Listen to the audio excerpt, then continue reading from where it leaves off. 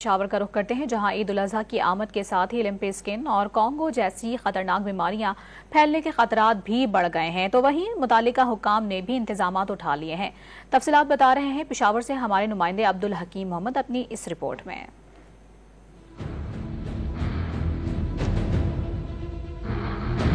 پشاور میں عید الاضحیٰ قریب آتے ہی شہریوں نے مویشی منڈیوں کا رخ کر لیا۔ جانور مہنگے ہونے سے شہری مایوس، تو وہیں لمپی اسکن اور کانگو جیسی مہلک بیماریوں سے بھی خوفزدہ ہو رہے ہیں۔ متعلقہ حکام نے بھی بیماریوں کے پھیلاؤ کے انسداد کے لیے اقدامات اٹھا لیے۔ ہم تمام ٹرکس کی چیک اپ کرتے ہیں خود بھی، اور ادھر بھی اسپرے کرتے ہیں، پھر ویکسینیشن کرتے ہیں، اور ادھر جو یہ مال منڈی کی ہماری انٹری ہے، تو اس انٹری پہ ہم نے 2 آدمی کڑے کیے ہوتے ہیں کہ وہ جو جانور بھی آتا ہے پہلے ہم اس پر کانگو اسپرے کرتے ہیں۔ کیمپ میں اپنا ڈاکٹر بیٹھے اور اس کے ساتھ ٹیم بیٹھی ہوئی، جو بیمار جانور آئے تو اس کو روکتے ہیں۔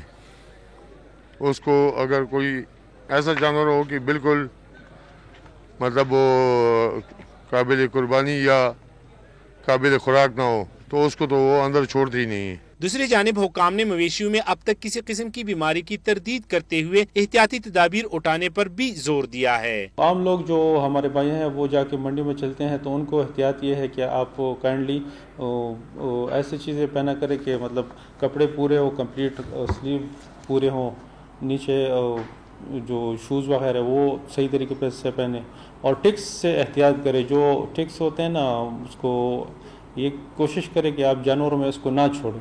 شہریوں کا کہنا ہے کہ مویشی منڈیوں میں صفائی ستھرائی کے ساتھ ساتھ بیماریوں سے بچنے کے لیے اقدامات کو مزید تیز کرنے کی ضرورت ہے۔ کیمرہ مین شبیر حسین کے ساتھ عبدالحکیم محمد، ڈان نیوز، پشاور۔